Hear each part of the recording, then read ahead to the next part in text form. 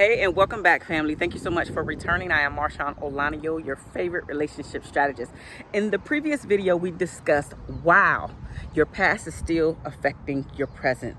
Today, we will be discussing when you let go of your past, or when you let your past go, these 5 things will occur.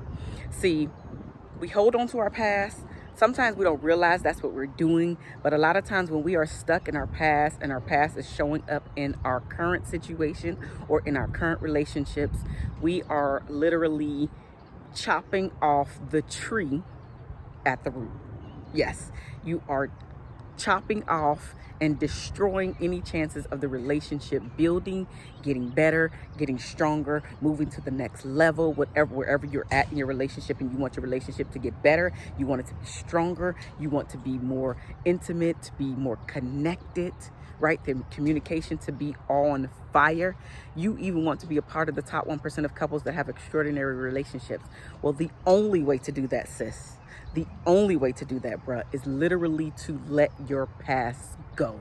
So the first reason why you need to let your past go, this will occur, which is you will make room for the new. Anytime you are holding on to the past, you are blocking any chances of anything new coming into fruition, whether it's attracting a new mate, a better mate, instead of you attracting the same person over and over again with a different face. You will make room for better opportunities, whether it's career, of course, love, right? You will make better behavioral choices, meaning how you show up in your relationship, right?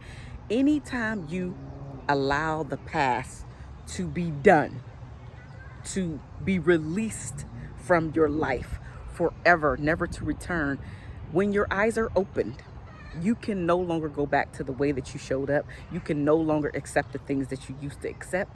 You can no longer be the person that you were yesterday, the day before, last week, 2 years ago, etc.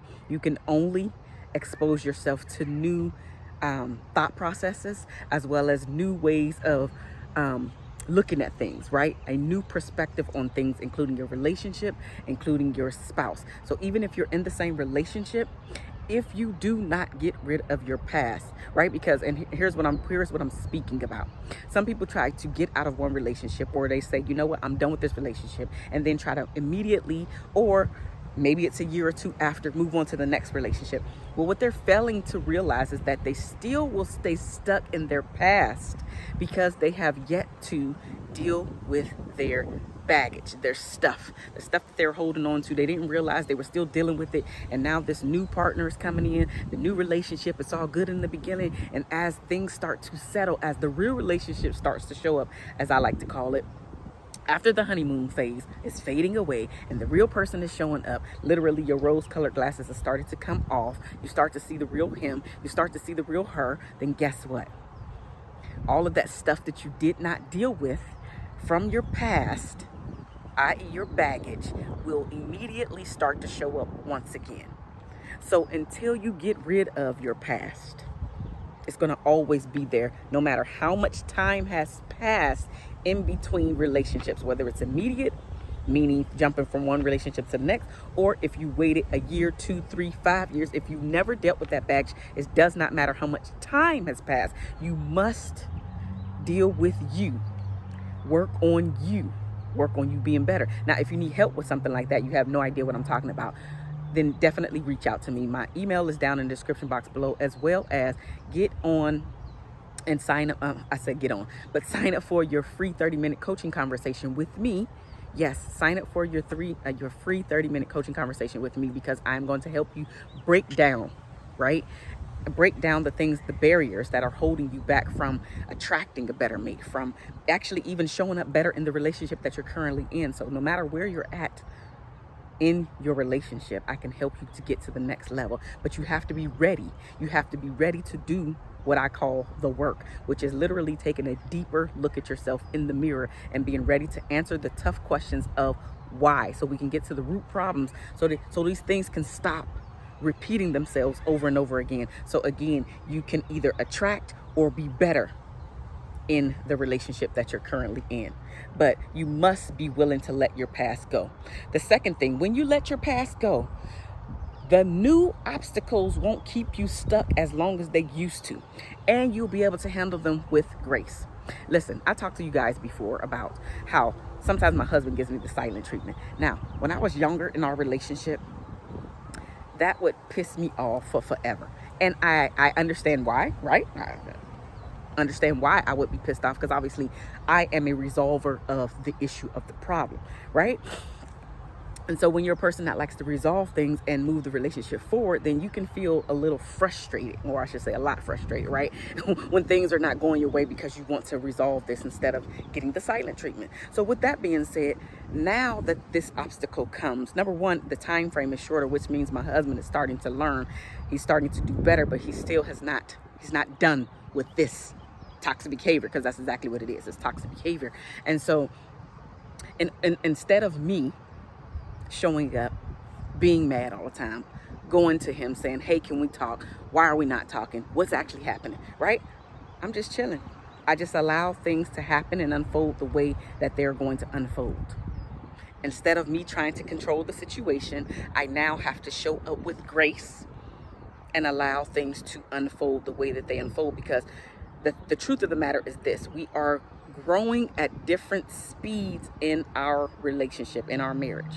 We're growing at different speeds. And so you too have to be able to handle things differently with grace when you let your past go. Because you can only control you. I can only control me. I can't control my husband, as much as I would love to be able to control him and go shake him a time or two and get him to speak. That's not going to do any good for me, as well as any good for us. I have to allow him to grow at his own speed. So yes, it can be frustrating. Yes, I get annoyed. However, if I try to move him along faster than he is ready to move, we are already signing the paperwork to be divorced. I mean, literally, that's what it boils down to, because at the end of the day, everybody wants to be able to grow and move at their own speed, even if they know that this thing is holding them back. Even if they know that they know that they need to do better, right? And this might sound familiar to you. Maybe not the silent treatment, but something, this thing that keeps coming up, the thing that keeps plugging your relationship, plugging in right here.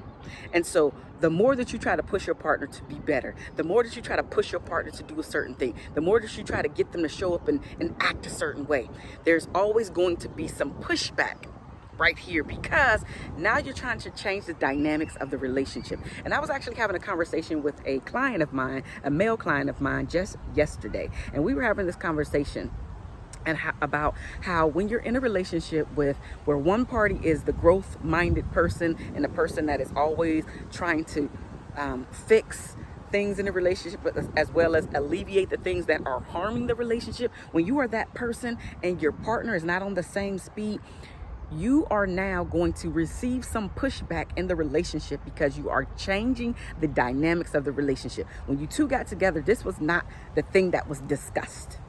You did not realize how much you needed this very thing, in this case to grow together, in this case to resolve things. You didn't realize how important it was for you to be able to do that. And so now you're getting some pushback, because I don't want you to tell me what to do. Maybe I really don't want to do it. So now I have to decide if this is something that I want to do. And that's where my husband is. That's where my client's wife is. And we're getting some pushback, right? But you have to know that when you want to change, when you want to be better, it does not mean that your spouse or partner is going to be on the same page with you at the same time, if ever. Now, please hear me when I say that. Does not mean that you two are ever going to be on the same page at the same time, if ever. So you do have to understand that when you start working on yourself, when you start becoming a better person and a better partner, the outcome might not be one that you want it to be, which is to stay together. The outcome might be, you know what? We are better apart, because I don't want to be miserable, and neither do you. So let's not stay here in this miserable state. I actually want to grow, and you're okay staying where you're at, but I'm not. This is holding me back. And you think that I'm holding you back. You think that I'm trying to change you. I'm trying to make us better. But they don't see it as you trying to make them better, or excuse me, the entire unity better. It's all about, you can't control me. You can't tell me what to do. And that really comes with some maturity as well. And it also comes with the topic of today, which is holding on to some of their past baggage. But we're not talking about them, we're talking about you. And you're here today, and guess what, you can always share this video with your spouse or your partner, because maybe they haven't thought about it in this capacity. So now you both can try to be on the same page. So that's the third thing. New obstacles, which may even look like old obstacles, will not keep you stuck in the same capacity as they once did before. The third thing, I guess that was two. The third thing, you will learn to love yourself first. When you let your past go, you will not worry about the things that were said about you. You will not worry about how you showed up, how you even behave. What you will do is learn to forgive yourself for how you showed up, forgive yourself for how you behave, and literally start to love on you and accept all of you just the way that you are. No apologies. Flaws and all. Understanding that you are not perfect, understanding that you are not trying to be perfect, but you are trying to be better. You are becoming your most authentic self, and the only way to do that is literally to allow all of that shame, that guilt, that frustration, that annoyance, i.e. your baggage and your past, to be in your past. It's called a past for a reason.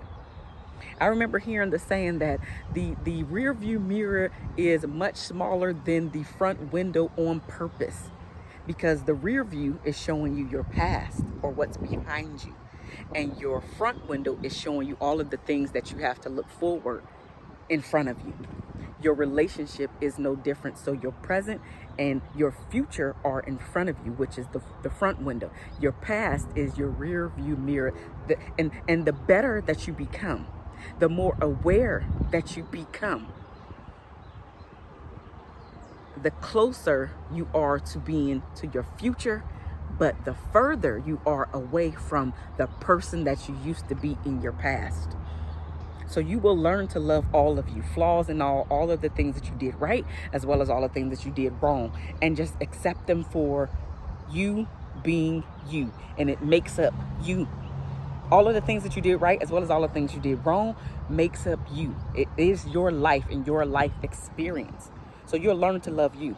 The fourth thing is you will know in your heart what's good for you.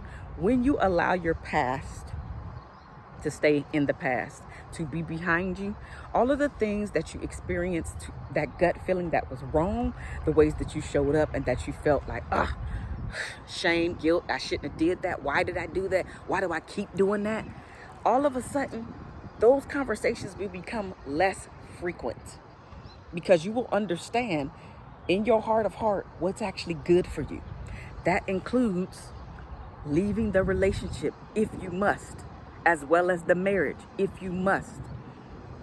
I do not advocate for divorce, but a lot of relationships out there, you probably do need to be divorced, or probably do need to break up, because you either got into the relationship or marriage on the wrong terms, right? Maybe it was money, maybe it was whatever it was, right? Stability, whatever it was, right? Because you don't want to literally be out on the street. You was trying to run away from your past. Maybe it was your parents, maybe it was another relationship. And so now you got into this relationship, i.e., or I should say, this marriage, wrong. Maybe you got into the marriage because you was a part of a cheating situation, no matter which side of the coin you were on. But you knew that you was a part, and then it's a lot of things that can be on the quote unquote wrong side of deciding to get into the marriage, and maybe why it needs to be dissolved, right? I don't advocate for it, but I do understand that there are reasons for it. But you will know in your heart of heart that you are making the right decision, the best decision, not only for you, also for the partner that you with, and especially for the children if you have them, because the children, your children, will grow up to do exactly what you do. They will imitate the things that you do, including the way that you behave, including the way that you show up, not only in your life, but also in your romantic life. So if you are a person that does the silent treatment, guess what? Your children will now think that that is a normal way to behave, which i.e. is not, just in case you don't know. It is not okay to give your spouse the silent treatment, especially if you're talking about building a legacy and breaking generational curses. Like, this is adding to the curse, it is not breaking the curse. And so in order for your children to be better, you have to be a better example for him or her when they go out into the world themselves. So when they get their own families and get their own spouses, now they're able to communicate the things that they need instead of just shutting down for hours or days or weeks at a time because you're frustrated. We have to be better communicators. And so when you're a better communicator, you don't have to worry about receiving the silent treatment, because you're able to articulate the things that you do not like, as well as you don't like them because, and then finally bringing the solution to the table. But when you are not a great communicator, and or you're trying to be the person that's trying to control the situation or the relationship or how you want your partner to feel, then that's a different story, right? But you will know in your heart and hearts what is good for you and when it's time to walk away, if that is the case. But whatever it is, you will feel good about all of your decisions that you are making when you allow your past to be in your past, because you're not showing up for anybody but yourself. You're not trying to appease anybody but you. The fifth and final thing, you will naturally attract what you need. When you allow your past to be in the past, to never show up ever again, you will absolutely attract the person as well as the things that you want and need in your life.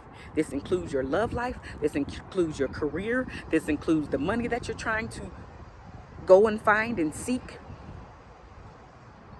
Right? I believe in the law of attraction, but I definitely believe in God, right? I believe in doing the work. You cannot expect to get the things that you want and need without showing up and doing the work. That is no different in your love life, right? I talk about doing the work. You must get rid of the baggage. If you do not get rid of the baggage, there's no way that your past is going to be in your past. No way. No way possible. As I've already mentioned, if you need help with that, go sign up for your free 30-minute coaching conversation. Send me an email. Let's talk about it. Let's talk about it, because the only way to move forward, you have to let your past go. Now, if you did not see the previous video, I invite you right now to go ahead and click on the previous video, which is wow, your past is still affecting your present. And listen to the 7 tips on, you know, how your past could still be in your present today. I look forward to speaking to you. I look forward to seeing you in the next video, and definitely share this video content with somebody that you know who needs to hear this message, because I am truly about decreasing the divorce rate one conversation at a time. And the only way to do that is for you not to feel like this is a monologue. If you have something to say about what I said, if there's something that I was missing, if there was something that you do not that you do not agree with, then put it down in the comment section below. You guys know that I love to continue the conversation. I love you guys. There's nothing that you can do about it, and I will see you in the next video. Bye, y'all.